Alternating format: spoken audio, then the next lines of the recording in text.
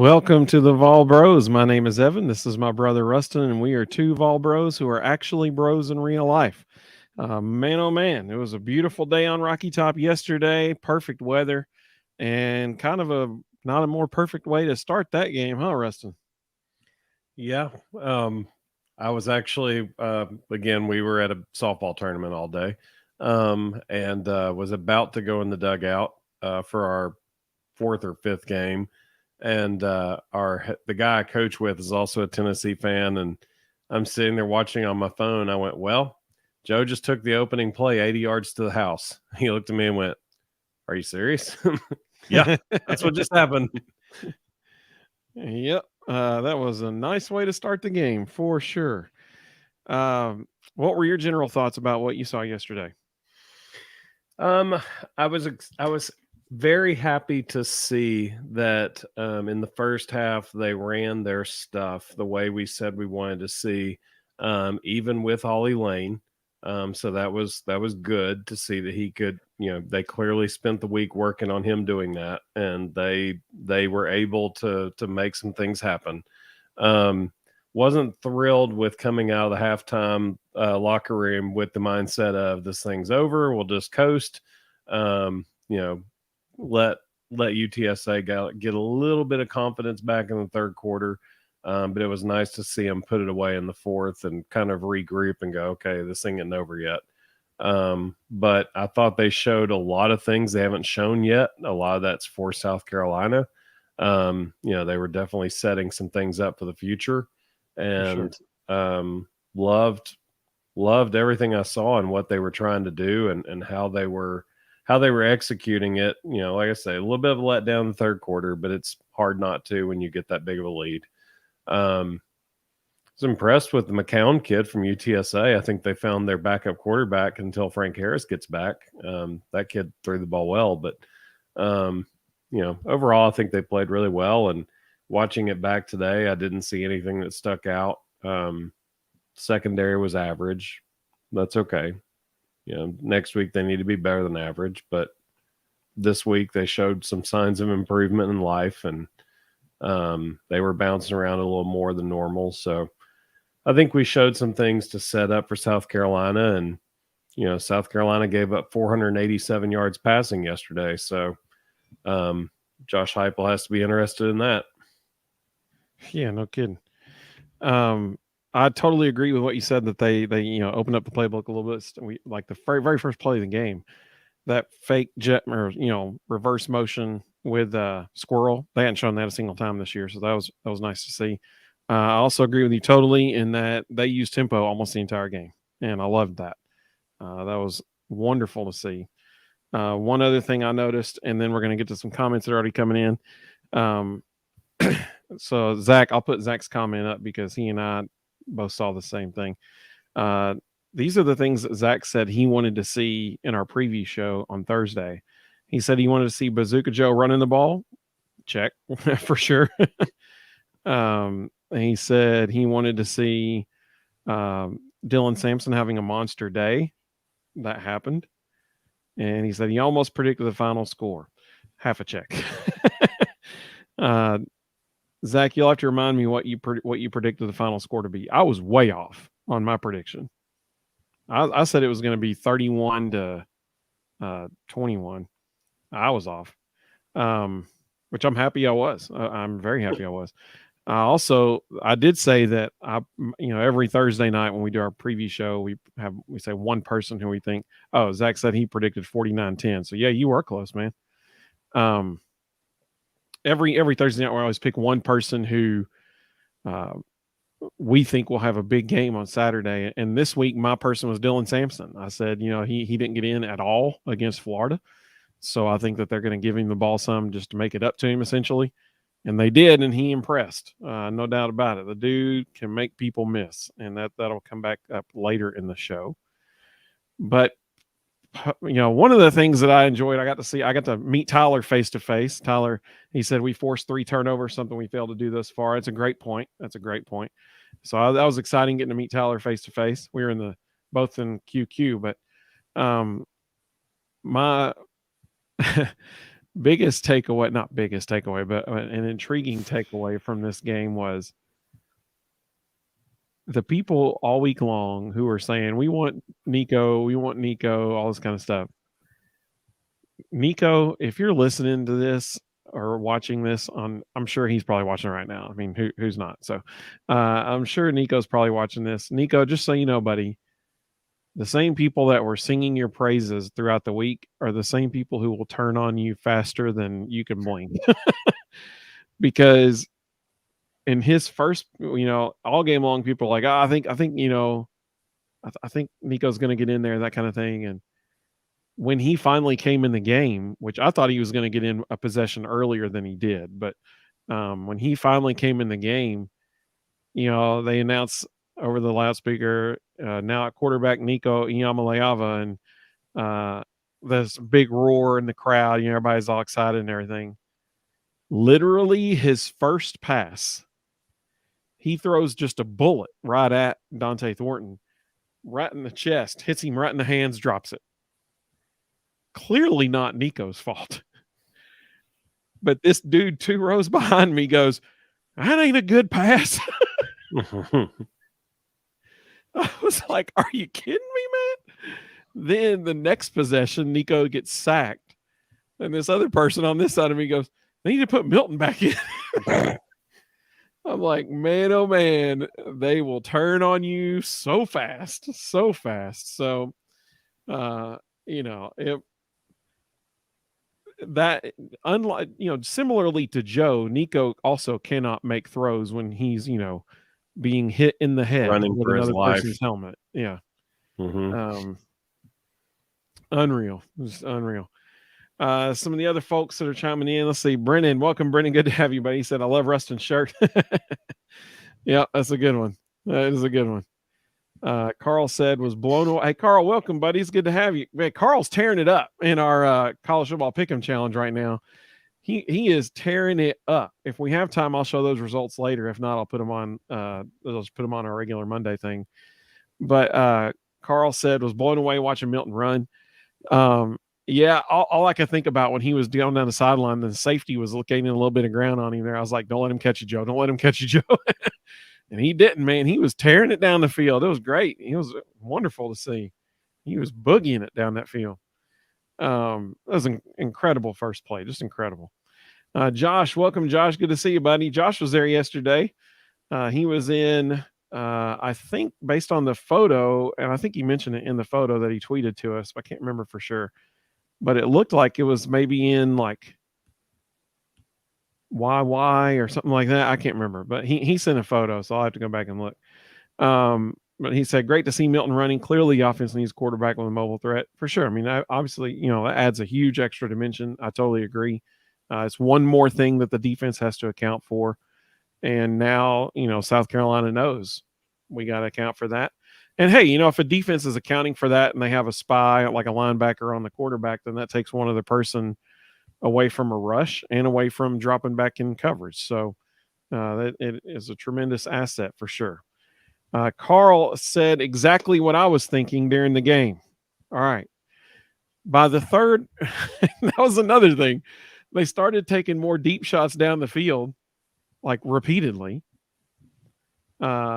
Then they threw one screen pass for the first time in like 3 drives. And dude, another guy behind me, like literally right behind me, goes, back to them screen passes, throw the ball downfield. It was cracking me up, man. It was so great. It was wonderful. But I totally agree. The reason that we saw them taking more deep shots is because the O-line was protecting Joe. And he had the opportunity to throw the ball. There were multiple times when he held onto the ball for probably 3 or 4 seconds before he let go of it. I mean, that's tremendous, protection. And that's why we saw the ball being launched down the field quite a bit. Carl said officiating was bad again. About Tornico's head. Okay, so I'm glad you mentioned that, Carl, because that is very, very accurate. I did not realize how severe, I guess, the face mask on Nico was until I saw the replay. If that's the one you're talking about, Carl, I mean, surely it has to be. Nico's body was facing this way, his head was facing the opposite direction. Like, it was nasty looking, the photo that was on the internets earlier today. That was not pleasant. I'm thankful he's okay. I'm very thankful. Carl agreed with Tyler. He said, yeah, Tyler, nice interception by T-Mac. Oh, that was beautiful. Absolutely. I totally agree. Absolutely. Doug, welcome, Doug. He said, let's hope we have a better defensive game plan than we did with Florida for next week. Yeah, I totally agree. Oreo Puppy Dog said, I liked how Nico was mobile and Joe finally ran. Samson was awesome. Totally agree that the last run by Samson, that was some good stuff. Was some good stuff. Doug said we need to be in Rattler's face all night and not let him get comfortable in the pocket. 100% agree with that. 100%. Hopefully they learned from last year. He's a front runner. You've got to get in his head early. You can't let him get comfortable. If he gets comfortable, it's gonna be a long day. If he's not comfortable, he'll throw it all over creation, and you're gonna have all kinds of opportunities. Let's see. Zach said that guy that yelled at behind me about that ain't a great pass. He said he might have been having a little too many there before and potentially during the game. Brennan is right. We did not see 2.6 seconds yesterday, did we? They were giving Joe much more time. I totally agree. Carl said they gave him a lot of second and third stringers to play with too. Now that was interesting. I'm glad you mentioned this, Carl. Rustin, did you notice? Did Brew play more than one possession in the second half? Did he even go in the second half? I think they were really trying to get Caleb Webb and Chaz Nimrod reps. They haven't really had had a whole lot of opportunities to play them up to this point, and so I think they really made a concerted effort to get them on the field a lot more. Was that Caleb Webb's first touchdown as a Vol? Yes. I thought it was. Well, as soon as he caught that, I was just so happy for him. And then, like you said, Chaz Nimrod came in. So that was exciting to see.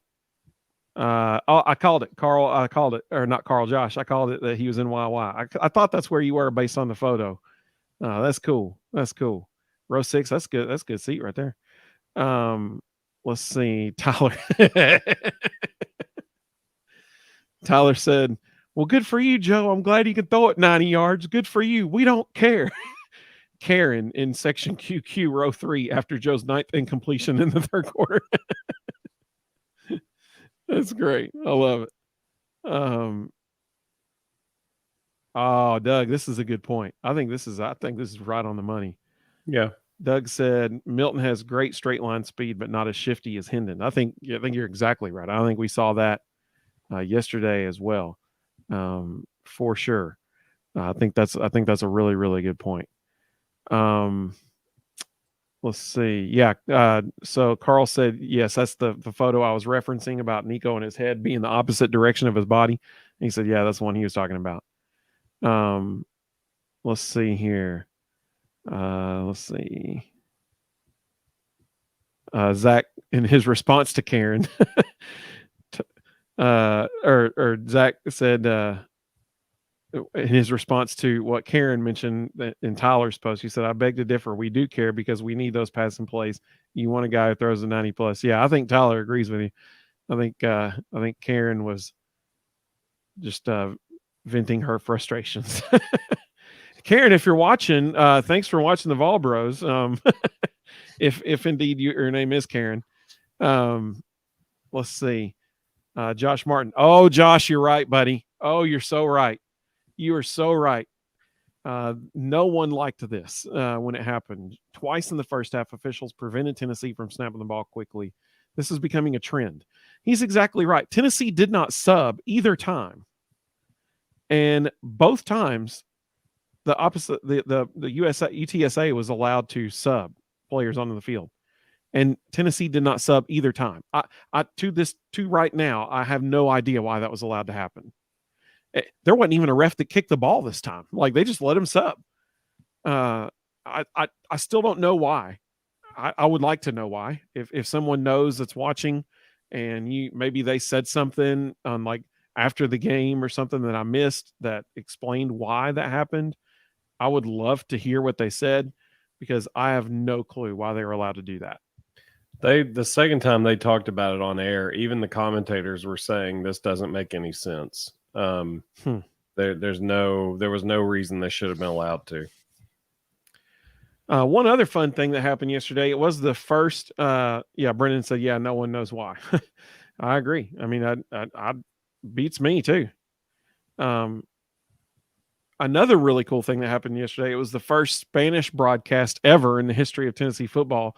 And Carlos Lopez was the guy on the call, him and Fuad Revez. And man, Carlos is awesome. Like, I mean, just hearing his calls today on Twitter, I have no clue, like 3/4 of the things he said, but dude, it pumped me up listening to it. I mean, I was ready to go.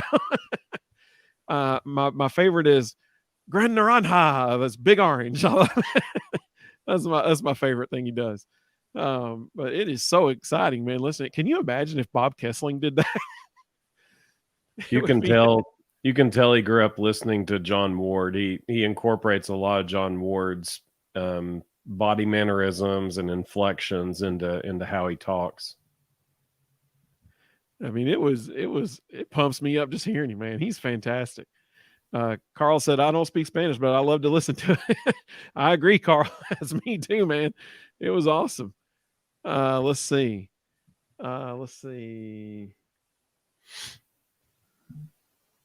So, Carl said he believes that the finishing this week, they'll be coached up a little bit more coming out of the half because 31-0, you come out lazy to start the second half.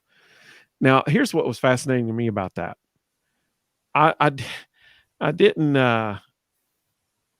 go back and watch the thing yet today. I want to, because there's certain things that I want to time, and this is one of them. So if you go back and watch it in the first quarter, there were at least two, I think 3 media timeouts in the first 5 minutes of the game. It totally just kills all momentum. Then if you go back and you watch the beginning of the third quarter, UTSA put on that very long drive, and it took up almost 8 minutes. It took up over 7 minutes of game clock. And, they're not going to call timeout during the drive.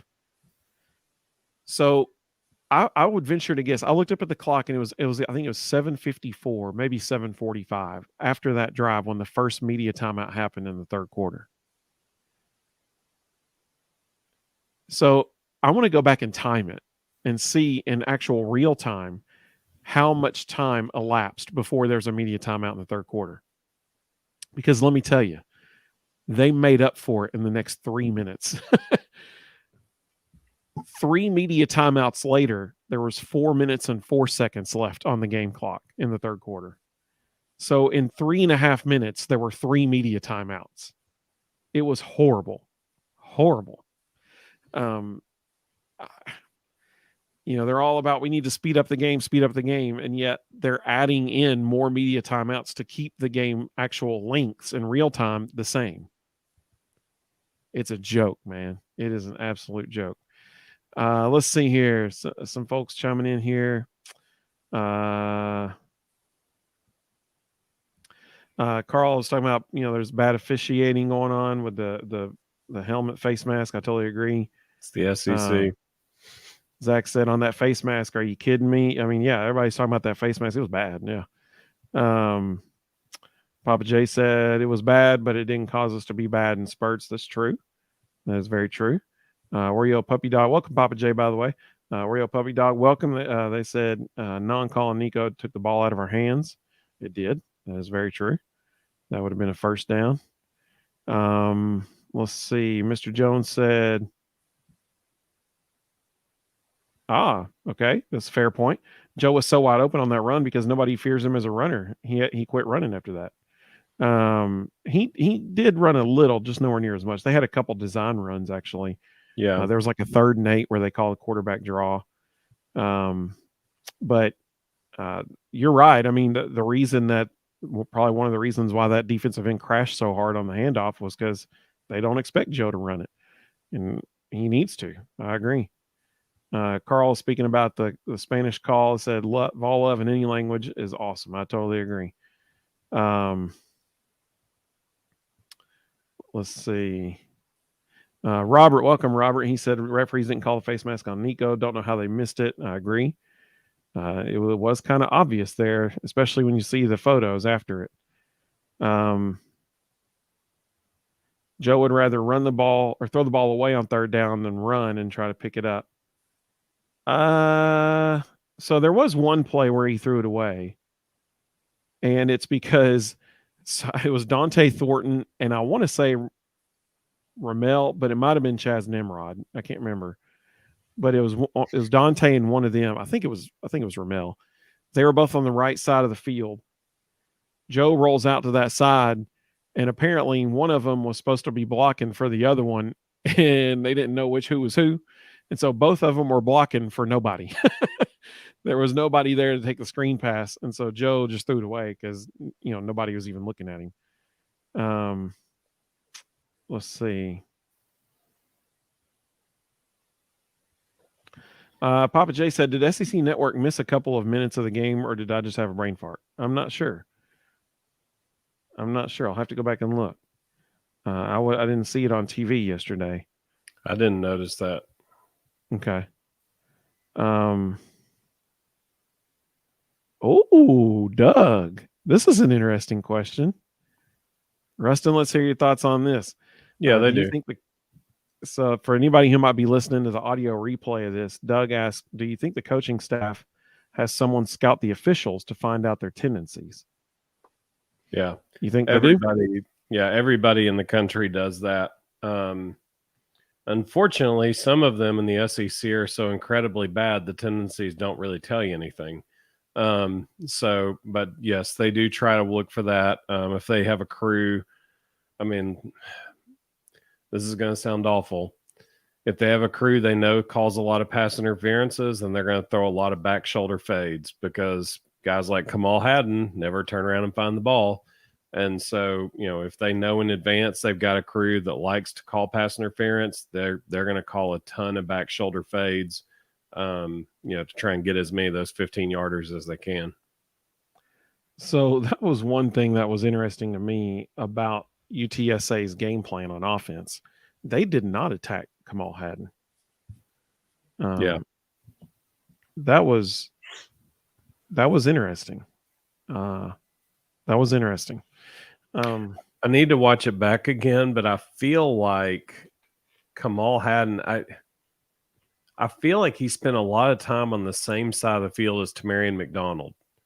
So that might have been a scheme thing where they were intentionally putting an extra guy on his side to discourage people from throwing at him.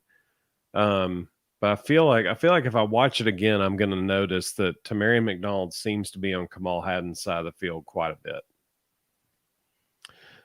Zach said Joe balled out with his feet and his arm. Absolutely.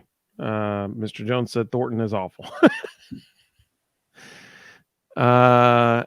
He did have a drop yesterday, but between that and blocking when he's supposed to be catching a screen pass, those are the only two mistakes I saw him make yesterday. Randy, I'm glad. Okay, Randy, welcome, Randy. I'm glad Randy said this because Randy said, I was very surprised to see the point spread today for the Carolina game.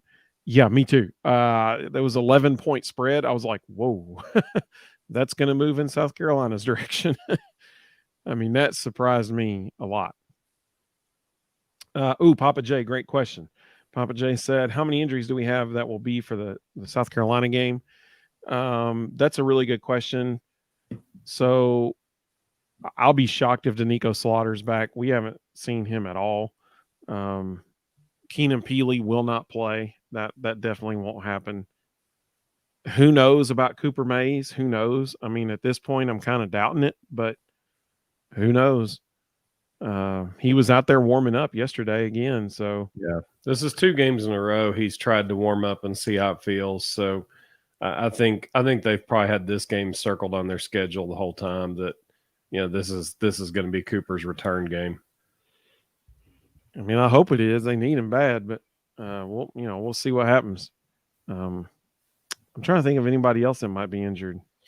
Jalen Wright's dinged up. I think they held him out for precautionary reasons after he went down. I think he'll probably be okay, but he's dinged up. John Campbell was a little dinged up. They pulled him early. He didn't play hardly at all in that game. It was mostly Gerald Mincey and Jeremiah Crawford. So I think we've got some guys. That's typical. We're almost to the midway point of the season, and that's the SEC for you. There's going to be guys that are banged up and playing injured, and it's just part of this time of year. Yep. That's a really good question. I'm glad you asked that. Let's see. Speaking of, do people that study the officials' tendencies? Mr. Jones said, yeah, their tendencies are screw Tennessee. Carl said, overall should be better for South Carolina. Spencer has been on point, but believe noise and pass rush will be key 100%. Yeah. There were 2 plays yesterday that I can think of that I think crowd noise did impact the false start penalties for UTSA. Zach said South Carolina should have 3 losses right now. They got lucky against Mississippi State. So I will say this, our good friends in Starkville. They've been very quiet. Yeah, we hadn't heard from them in a while, but both of us predicted that Mississippi State would be 2-2 at this point. And sure enough, that's where they are.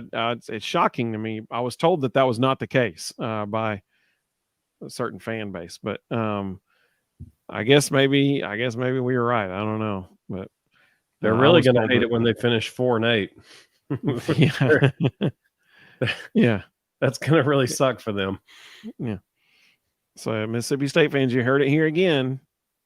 4-8. That's what y'all got so ticked off at us about, but we're saying it again. Oh, Doug, appreciate you, man, so much. He said, love to stay up and chat, but 4:00 comes early. I agree. That is super early. So, Doug, we appreciate you, man, so much as always. Let's see. Carl said he was surprised to see the point spread as well. Mr. Jones asked about Cooper. We answered that a second ago. You may have asked that before, then I'm not sure. But if not, we don't know for sure.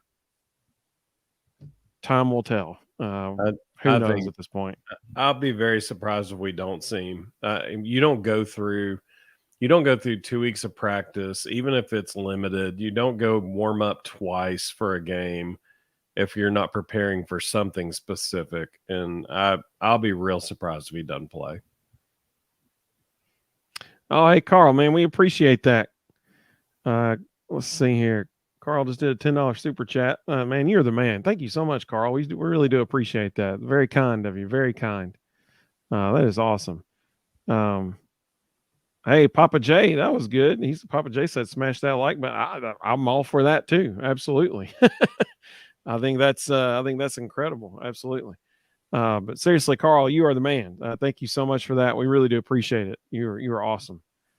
Let's see some of the other questions about Cooper coming in. Zach said, I think that Mays will play. They'll be careful. Carl said, I'd be shocked if he plays. At this point, I would lean more towards I'll be surprised if he's out there playing, because he just, who knows with Heupel. I mean, who knows? Oreo Puppy Dog said Milton's knee possibly. So that was concerning when he came off the field. I think he's going to be okay. He looked like he was. I hope he is. But that's a good point. He went back. If he at that point in the game, if he had any concern at all, they would have held him out, because they could just go out there and run the ball and run the clock out. The fact that he went back out, he's fine. Carl said if Cooper is cleared, he's still not in game shape. That's a good point. That's fair. Very good point. I love this. Papa J, my boy Gaston Moore over there on the sidelines. He said, hey, Gaston knows the system if they need somebody to step in. I love somebody up. You may have put it up. Somebody up above asked the question: who would be better at this point, Gaston or Nico, if they got? Oh, I see that. Oh, Nico, no doubt. I mean, I don't know. I mean, Nico is a super talented kid. You changing your mind on Gaston? No, Oh. I'm being realistic about who can run the system the best. And there are so many weapons out there. All Gaston has to do is be a game manager and get the ball to the right people in the right times. And he can do that. He knows the system. He can put the ball in people's hands. Nico's He going to be can more. put the ball in he can sling it. He can put the ball in Yeah, people's hands. Nico's going to be way more explosive. He's a way better athlete, but he's also a freshman, and this is a tough system to learn on the run.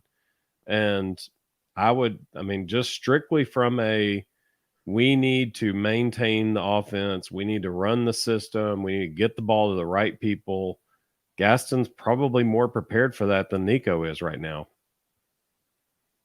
That's fair. Absolutely. Let's see.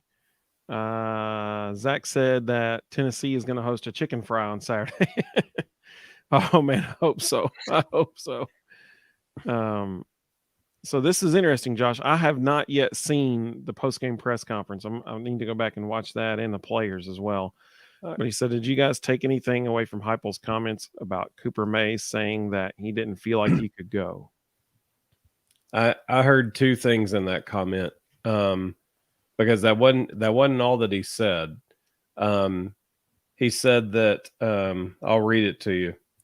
He said, "We'll see. End of the day, he didn't feel like he could go today." So remember, last week he didn't get to play because the trainers held him out. This week, Heupel's saying Cooper didn't feel like he could go, which means the trainers cleared him. Yeah, that's fair. Okay, that's two very different things. Yeah. So that's one of the reasons why I think Cooper will go Saturday, because the trainers have apparently cleared him. So now it's completely on him what he believes he can handle.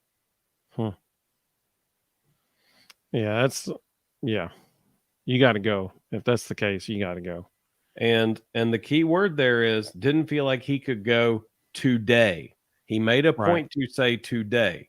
He didn't say he didn't think he didn't say Cooper didn't feel like he could go. He made a point to say today. And that's why I think he probably practices all week. I think he probably gets the start next Saturday. So Randy and Tyler have both asked two really good questions. I'm going to come back to those here in just a second. Doug said, we'll catch the rest of the show on the replay. You guys do a great job. Thank you so much, Doug. We appreciate you, man. I'm glad you joined us. Carl said he has faith in Gaston. Absolutely. Mr. Jones said Gaston came from UCF. He knew Heupel there. That's exactly right. He said, can he run? But again, he can throw it. Have to. He's got Jalen Wright, Jabari Small, and Dylan Sampson. He doesn't have to run. He's just got to get the ball to the right people at the right times. Carl said, Josh, he has concerns about that comment as well. Zach made a good point about Nico and Gaston, where he said we won't have to worry about it till next year because this is Bazooka Joe's team till then. Absolutely, unless he gets hurt, and I think that's the concern. Well, and next year it's Nico's team. I mean, Gaston's gone. Nico steps right in. That's a done deal. Michael, I am so sad that I did not get to see you yesterday. I thought about that as soon as I got home and I saw your wife's post on Facebook, and I was like, oh man, I didn't get to see him. But this is the best comment of the night so far. No one runs like Gaston. No one throws like Gaston. No one makes incredible plays like Gaston. As a specimen, yes, he's intimidating. Oh, man, that's awesome. Fantastic. Well done, sir. Well done. That is amazing. Carl, hot dogs for the chain crew on Saturday. Oh man, I also hope they do that. Oh, that would be amazing. I'm telling you, with platters, they need concierge platters standing right next to the chain crew. All three of them, standing there with their own little concierge of nothing but platters of hot dogs. I think that would be absolutely incredible. Man, that would be amazing. Amazing. Let's see here. Carl said, how many snaps does he take at center during practice without fear of strain? That's a great question. I wish I knew the answer to that. That's a great question. I would bet 2 weeks ago when they weren't sure, it was probably like 80-20 Ollie Lane versus Cooper Mays. This past week, it probably changed to more like 60-40 or 50-50. Because clearly, I mean, what I took away from that comment from Heupel was he kind of expected Cooper was going to play some. And so I think probably this week, it probably shifts more 60-40 Cooper to Ollie. It's hard because the kid had a hernia surgery. Like, it literally is up to him when he feels like he can do it. Josh said he thinks somebody in tomorrow's press conference, either tomorrow or Thursday, needs to just straight up ask because the staff cleared him to play. I think that's a fair question. It's a fair question. I think Heupel already answered it, but I think it's a fair question. If I mean, just like last week, if the training staff had held him out, he would have said again, the training staff held him out, but that's not what he said. Mr. Jones said Gaston will slay the beast. Kill the beast. I'm loving this. This is fantastic. Carl said Gaston for Heisman. That's what I'm talking about. That's right. Hey, Shadur Sanders' Heisman campaign ended Saturday, so somebody's got to win it. That's true. Carl said for the hot dogs, the fans will bring the mustard. Let's see here. Let's see. Mr. Jones said Heupel's offense works best with dual threat quarterbacks. I mean, I think that's fair. You certainly gives you an extra dimension, Let's see what happened to Gaston. He got beat by a beast. Our beast is called Bazooka Joe. Thanks, Zach. That's great, man. Let's see. Let Beamer think it's Lane with the hot dogs and the mustard and stuff. Well, I'll tell you what. Let's get to our second question of the night. Let's see here. Our second question is, what was your play of the game? I'll take the tone setter. And I think it was well designed. So I was somebody made the comment a second ago that his run was a designed run. And when the first time I watched it, I thought, no, it's just a zone read. He's just reading it correctly. But then I watched it back again. I just watched it again to make sure I saw it right. They sent Squirrel on an orbit motion behind the quarterback, which we don't see very often. And I thought that was unique. First time we've seen it with Squirrel. First time because he motioned outside of Brew and then back in and around, Joe. It's the first time we've seen that all year. Yeah. So the orbit motion was intentional. The orbit motion was to watch what the safety did. If the safety had shifted with him, that basically told them it was some form of man. And if you watch it back, it's not a zone read. It's a dart. For those of you who don't know what a dart is when the backside tackle raises up and lead blocks for the running back. It was a play that was made by Rich Rodriguez years ago, and everybody runs it now. But it was a dart. The backside tackle raises up and lead blocks, but the safety didn't go with flow, which told Joe, okay, it's a zone. Well, if it's a zone, he knows that Brew's got the corner. The linebackers are going to get caught up in the trash inside. So all that leaves is him versus the safety. So Joe knew by the motion he was keeping that. So it was a designed run because he rides the dive, lets the tackle pull. All the flow goes that way, which pulled the defensive end down. And then he raised up and took off. Well, it just so happened the safety sucked. So the safety sprints up in the line because he sees the tackle pull. In the words of Butch Jones, he has bad eye discipline. So he sees the tackle pull. He runs up in the line, and he actually takes himself out of the play. And Brew annihilates the corner, and it's game over at that point. So it actually was a designed run, and Joe read it correctly. So I'll take that tone setter every day of the week. When your starting quarterback goes 80 yards to the house on play one, that sets a tone for the rest of the day. longest rush in the history of Tennessee football by a quarterback. That is pretty good little pretty good little stat. 81 yards. Carl said 81 yards. Yep, that's exactly right.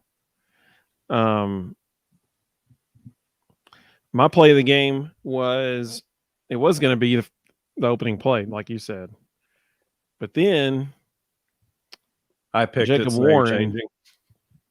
No, then Jacob Warren threw that guy off of him on the sideline and looked at him. That was the best part of the whole thing. Was he throws the guy down and then looks at him on the ground. And if you'll notice,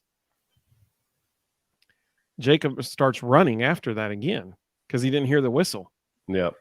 And the reason he didn't hear the whistle, even though the guy is only 10 yards behind him, is because as soon as he hits the dude and then looks at him, the whole stadium was like, oh, and you couldn't even hear the whistle blow because the crowd was so loud. That was amazing. So then I wanted to make that my play of the game, but I was like, nah, the first play is probably better. But then Dylan Sampson's last touchdown of the game happened. And I don't know if it was just, so Tyler can chime in on this because he had the same angle I did on it, but I don't know if it was just that angle or it made it look better than it was. I don't know. But man, from the hole that he went through in the corner of the end zone, looking down through there, you could see it develop and how he was making guys miss. He made 3 guys look silly. He just made them miss so bad. It was beautiful. Like that touchdown, that was Dylan. That he made that happen. Like he's the one who generated those missed tackles. That was him. He's the one that was so elusive. Yeah. He's Tyler Alvin. said Shifty Simpson. Yeah. Shifty Sampson giving me AK vibes. Yeah, for sure. That's what I was about to say. He's Alvin Kamara 2.0. And, we always said, what would Alvin Kamara look like in the Josh Heupel offense? We're about to find out. Yep, especially next year. Totally agree. Let's see. Oreo Puppy Doc said, I still think Cooper may be having some problems because of lack of friends he's got on the team. Maybe. Zach said all of Dylan Sampson's plays are his play of the game. Mr. Jones said Dylan Sampson run. I'm assuming he's talking about the last one, but the one he had I think it was the third quarter was also really good. Zach said technically he's our third string running back. Third string running backs are not supposed to be able to do what he does. That is accurate. Oreo Puppy Doc said Sampson's runs were the best. Mr. Jones said, I was wondering if Joe was going to make it 81 yards. That's a long way because remember, it was 81 vertically, but he probably ran 25 horizontally before, he got up the sideline. So it was over 100 yards for sure, total of running, 81 vertically. He said, I thought Joe just outran everyone to the checkerboard thingy. I like that. I think Carl knows it's the end zone. He said that he posted that after I broke down the play. Oh, I got you. I got you. Let's see. Joe versus Manning, who wins? In a running contest? I'm going to say Joe. I like Carl's comment, though, the checkerboard. I like that. That's good. That's pretty good. Carl knows his stuff, man. He's killing it in our Pick'em Challenge right now. He's like distancing himself in first place right now. Carl said, Zach, are we talking about backflips in the competition? Okay. All right, Mr. Jones, good question here. All right. This is a tough one, in my opinion. And this is something that Tyler mentioned earlier and I'll put Tyler's comment on the screen now. He said, as we start consecutive SEC play, we must have more discipline in key moments. Example, Cam Selden touching the punt after it was blocked. So here's the deal. The key thing is that the ball went past the line of scrimmage. Yep. That's the most important part.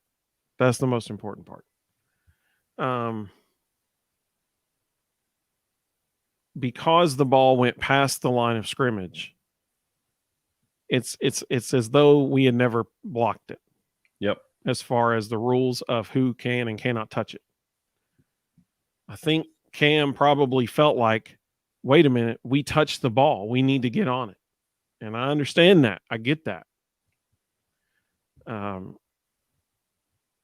But in that situation, no, we did not need to get on it.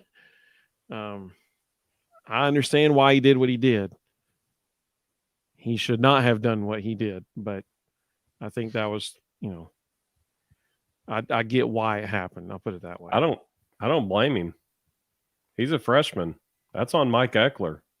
Yeah, that's Eckler fair. needs to make sure that the freshman who has probably never experienced that play in his life understands the rules. I don't know many freshmen in college football that would know that rule. Yeah, I agree totally. 100% agree.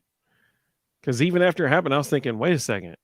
Was it? I mean, I was quite second guessing myself. Like, was it live? Yep. But it wasn't. It was not live until he touched it. Right. After Cam touched it, then it was live. Let's see. Mr. Jones said Samson does not need to cut his hair all season. That's pretty good. Let's see. Zach said, I hate that rule, just like no PI when the ball is tipped. Carl said Cam will never do that again his entire career. I totally agree with that, 100%. Yep. And Mr. Jones said, yeah, well, he knows now. And I agree. He sure does. That's right. Absolutely. Yeah. But it's still not his fault. It's the coaching staff's fault. It's the special teams coach. That is 100% Mike Eckler's fault. He can't assume that freshmen know all the rules, especially obscure ones. Yeah, especially one that like you say, obscure. I mean, that's because that's tough. It's a tough situation. So who's your player of the game? Y'all can let us know in the comments who's y'all's player of the game was. I don't think anybody's going to pick mine. I think I have one that no one's going to pick. Who was your player of the game, Rustin? I'm gonna go with Joe Milton, but I've got an honorable mention that I bet isn't yours either. Okay. I think anytime you go 18 for 31 for 209 and 2 touchdowns, but also carry it 5 times for 94 yards and a touchdown, that's a heck of a day for a quarterback. That's pretty good. That's pretty good. Especially when he basically didn't play a quarter. So, that's impressive. My honorable mention, though, was a real surprise. And watching it back today, I've tried to zero in on him, and the kid played a heck of a game. Our 4th leading tackler was Tyree West with 6. Okay. It is unheard of for a defensive tackle to get 6 tackles in a game. And that kid played his tail off. That kid will get a lot more snaps against South Carolina because he was doing his job. Also, kudos to Elijah Herring. He responded this week. He did his assignment. He aligned properly. Well. He didn't do anything to hurt himself. He just did his job, and that was good to see. So you almost picked mine. That was close, actually. The more you kept talking, I was like, I think he's about to pick mine. As we all know, Omar Norman Lott was not eligible to play in the first half yesterday. So that's one of our best interior defensive linemen not on the field in the whole first half. In the whole first half, we did not allow a single point. And a lot of it was because of the interior defensive line. They were making stops left and right. And I'm telling you, the guy that was consistently always on the play was Bryson Eason. It was fascinating. He was always there, it seemed like. He was shedding blockers and filling holes. if anybody has a chance to go back and watch it, watch Bryson Easton some. I mean, the kid was there. He kept getting up off the bottom of the pile, being one of the guys making the tackle. And I was like, man, if there was a day, and so Tyree West, same thing. If there's a day for them to step up when they were needed, it was yesterday, because Omar Norman Lott wasn't eligible for a whole half. And those two dudes stepped up in a big way. And, that game could look very differently if they don't do that. If the interior of the defensive line was struggling, then they could have allowed way more rushing yards in the first half, but they didn't. They stepped up and they played really well. And so that's why Bryson Easton was mine. He's number 20. If people go back and watch, number 20 on defense. He played extremely well. One other interesting thing that happened, Quasi Garland. He's number 15. He's a redshirt senior. He's on the punt team. Yesterday, I think it was in the third quarter. While the punt's happening, you can probably see it on TV if you go back and watch it. He's motioning at the sideline, going like looking around and going telling people, come on, that kind of thing. So I started looking around. We only had 10 people on the field during a punt return. And he realized it. And so he was trying to get the 11th guy on the field, because we only had 10 out there for one of the punt returns in the second half. That's not a good look. That's not good. But Bryson Easton, he was my player of the game, because he stepped up big time when they needed him to step up, for sure. Let's see some of the folks that came. Let's see some of the comments.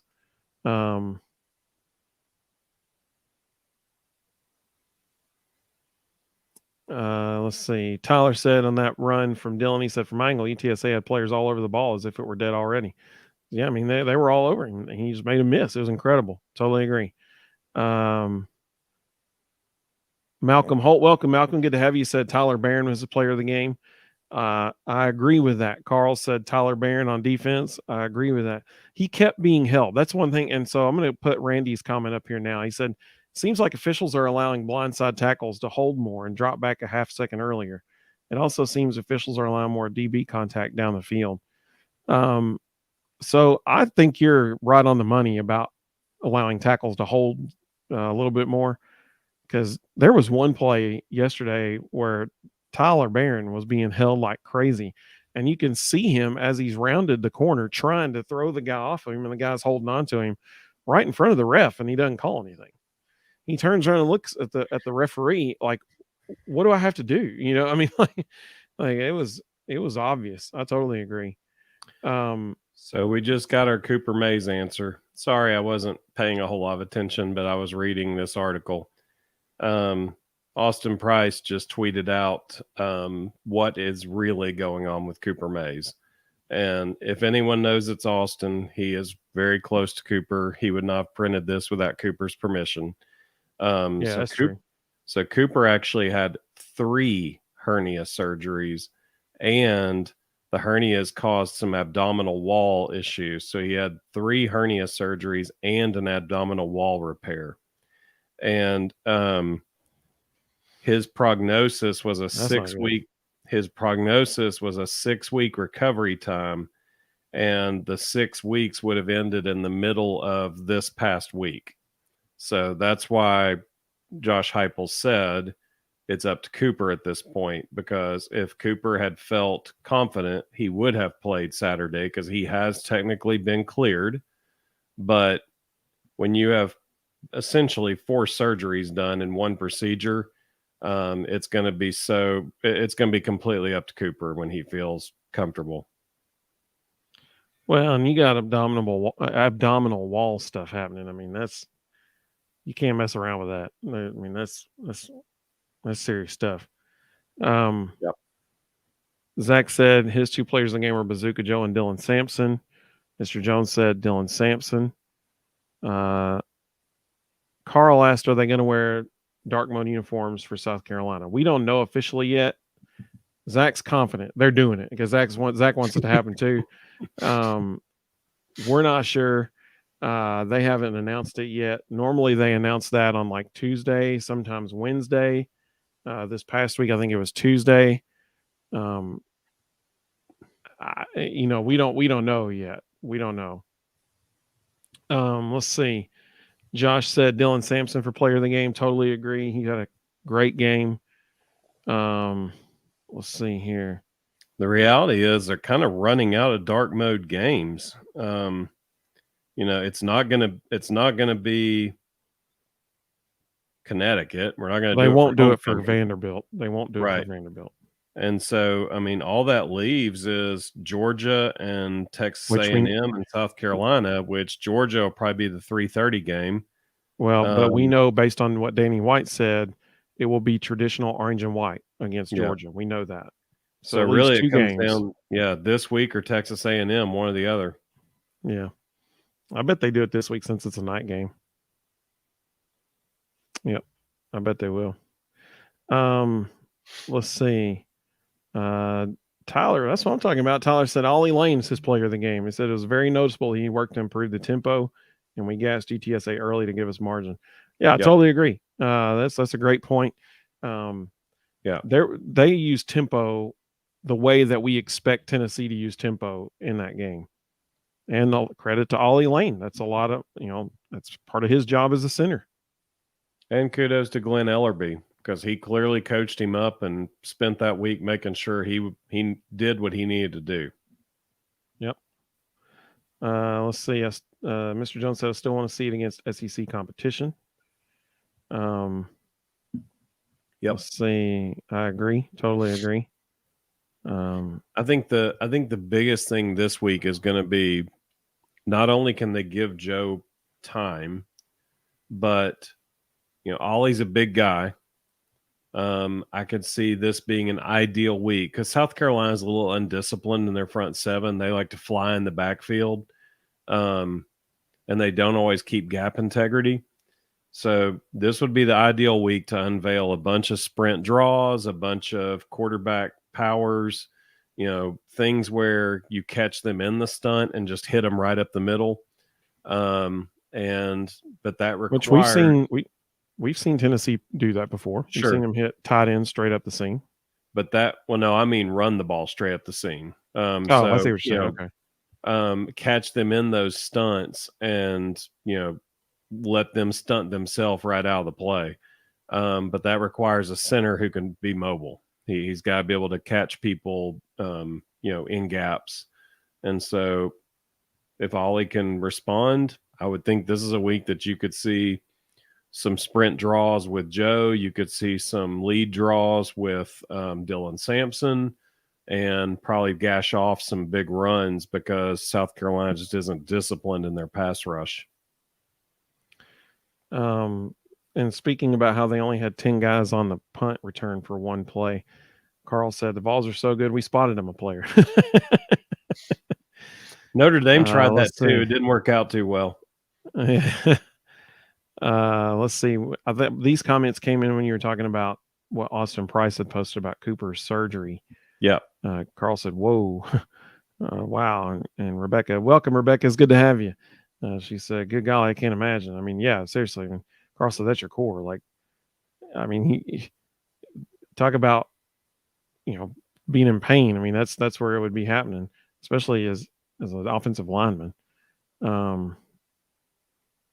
Three hernias and an abdominal wall. That's a lot. Yeah. Rebecca asked a really good question, and I'm so glad you asked this. I'm not sure. That's a great question. She said, "Will they announce if they're going to check her kneeling?" I'm assuming they will at some point this season because, everybody loves it. Players love it. Fans love it. Retail outlets love it because their best-selling photos of the stadium are when it's checkered. They'll do it at some point, but I don't know when that'll be. If I had to guess, I would say we know it's not going to be against South Carolina because surely they would have already announced it by now. I'm guessing either Texas A&M or Georgia. If I had to guess, it'd be one of those two, probably Georgia. But that's a great question. That's a really good question. Zach, speaking of the dark mode, Zach said, just go with me, Evan. Dark mode, perfect time to do it, aka revenge game. I mean, I agree. I think it's the best option as It well. probably is. Yeah. And honestly, after watching Bobby Petrino calling plays for the last few weeks and Jimbo Fisher clearly getting out of his way, I'm kind of concerned about that game. I wouldn't be I wouldn't hate it if we coasted into that game quietly and hope we catch A&M on a flat day and can jump on them fast and force them to do some things they don't want to do. Because I'm gonna tell you right now, Bobby Petrino is calling some plays. They've looked really good. Randy, so I'm not familiar with the Jeremiah Crawford injury Saturday. I missed that, so I didn't realize. He got a little dinged up. After the game, Heupel was asked specifically about him and 2 or 3 others, Ramel Keaton, Brew McCoy, and Heupel said, "I expect to have all of them next week." So Okay, I think all those guys got held out precautionary reasons. That's good. That's very good. Yeah, I mean, this is a big week. It's time. Everybody's had this game circled on their calendar for a long time. We thought it might be a night game based on the other games in the day. Sure enough, it is. This is a big deal this week. This is a big deal. Carl said South Carolina is such an important game, more important to the fan base than A&M. I agree 100% with that. Absolutely. Yeah, I don't disagree with that. It is an important game. I'm just saying Bobby Petrino looks real comfortable right now, and that with our secondary, that's not a good thing. Mr. Jones said Jimbo will get jealous eventually and take over the play call. I hope it happens this week because that thing's coming soon. Well, we sure do appreciate you guys so much. I mean, seriously, this is always fun to talk about. As you know, this Friday or Thursday, we'll go live again at 9:00. Tomorrow night, I'll post the standings and the college football pick'em challenge. But we sure do appreciate all you guys. Zach said Texas A&M doesn't scare me. Jimbo Fisher's going to get in the way. Carl said A&M's defense looked elite against Auburn. Hey, Johnny, welcome, buddy. It's good to see you. A&M had 21 negative plays on defense. 21. 14 tackles for loss and 7 sacks. Against an SEC opponent. Yeah. With Hugh Freeze calling plays. Yeah. That's legit. Yep. But Johnny, we're glad you're here, man. We appreciate you joining us. We're glad everybody came. Thursday night, 9:00. We'll be here previewing what should be a tremendous atmosphere in Neyland Stadium Saturday night. Huge game, just a huge game, and we hope everybody can join us then.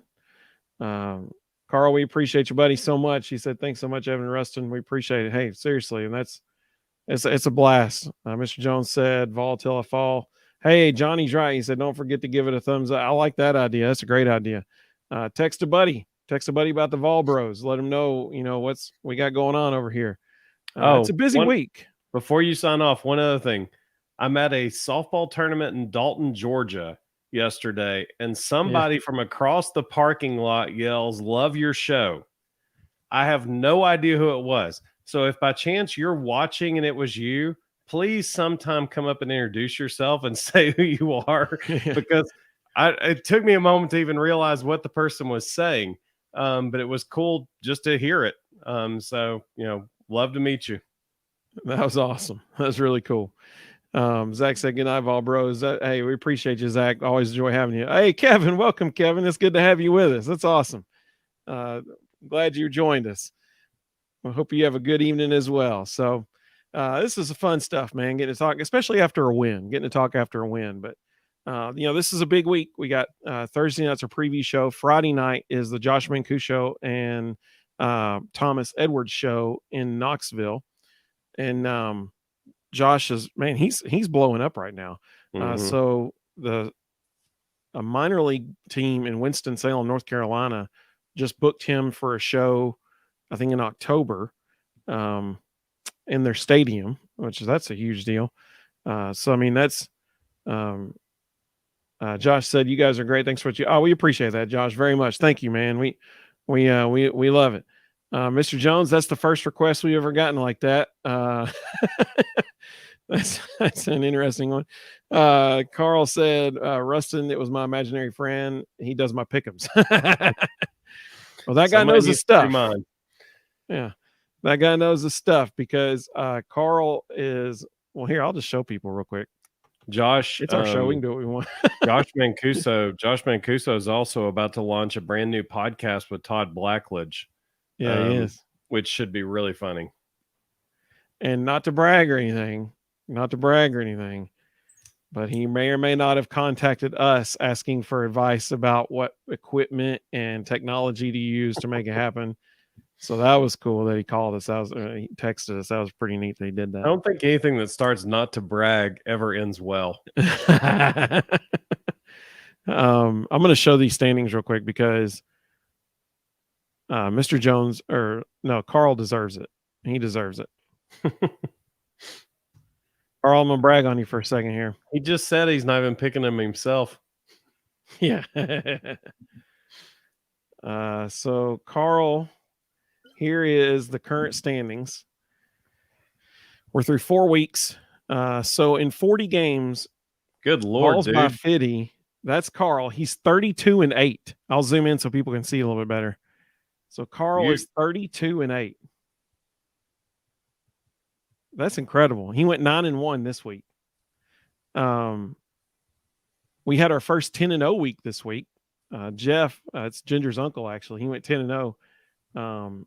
It's crazy that he went 10-0 and couldn't close the gap. Yeah. Yeah. Carl has gone like 8-2, 8-2, 7-3, 9-1. I mean, like it's amazing. We had a bunch of people go 9-1 this week. I went 8-2, so I was pleased with that. Rustin was 7-3. A couple people had a rough week, 3-7 and 5-5. That was rough, but that's impressive. 32-8 and 40 games. That's nuts. So Carl has set himself up very well to be looking at a $50 Alumni Hall gift card in the face here in a few weeks. Carl, if you could shoot me your Venmo, I'd like to send you a little bit of money to take to Vegas on my behalf. Yeah, absolutely. But that's the current standings. This week's games, there's some really good games this week. Utah at Oregon State. That's actually a Friday night game. Yeah. And so, picks will be due by Friday at 5, but that'll be before that game starts. That should be a really good game too. Texas A&M at Arkansas, USC at Colorado. That'll be interesting. Florida at Kentucky. That one's going to be interesting in my opinion. Kansas at Texas is a top 25 matchup. Boise State at Memphis. That's only, I think, a 2.5 or 3 point spread right now. LSU at Ole Miss. That should be such a good game. Yeah. Oh my goodness. LSU at Ole Miss. That should be a good one. Notre Dame at Duke. Game day is going to be at Duke for the first time in history this Saturday for that game. That's back-to-back weeks for Notre Dame. That should be a great one. South Carolina at Tennessee. We got it on the list for this week. And West Virginia at TCU. So there's some really good ones this week. Some great ones, great games. And so everybody can get their picks in by Thursday or Friday at 5. Carl said he's better to be lucky than good. I love it. That's great. Mr. Jones said Squirrel Brew Keaton need to get back to last year's form. Yeah, I mean, I think they're playing well. Okay, so I forgot to mention this. I'm glad you said this. We saw the shades of it yesterday because, I mean, once again, they had time to get behind the defenders, that kind of thing. Let me tell you something. That play, the touchdown pass to Ramel in the south end zone, in the right side of the end zone. Y'all, that play, yeah, absolutely. And let me tell you, that play was not just the catch at the end. That play started on the 15-yard line and really kicked into high gear on the 10-yard line because Ramel was so physical with that DB all the way down the field. Mm-hmm. Like Ramel essentially boxed out that DB for the last 10 to 15 yards of that throw to get himself in position to make the catch. I mean, it was beautiful to watch. Well, and kudos to Joe. There's only one person that could have caught that ball, and Joe put it right on the spot. Yeah, I mean, it was Ramel did. I mean, it was great. It was just great all around. It was a beautiful pass. It was a catchable ball. Yep.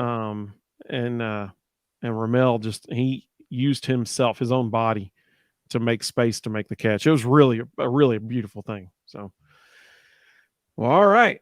Well, we appreciate everybody so much. I hope everybody has a great evening, has a great week ahead of you. Thursday night, it all starts up. Thursday night, 9:00 with us.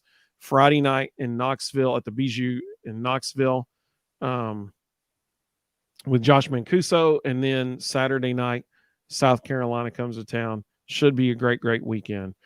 Carl said the players have not forgotten last year. South Carolina's in trouble. I totally agree. I hope everybody has a great evening. Thank you too, Carl. Hope everybody has a great evening, and we will see everybody very soon, specifically on Thursday. Have a great evening, everybody. Go Vols.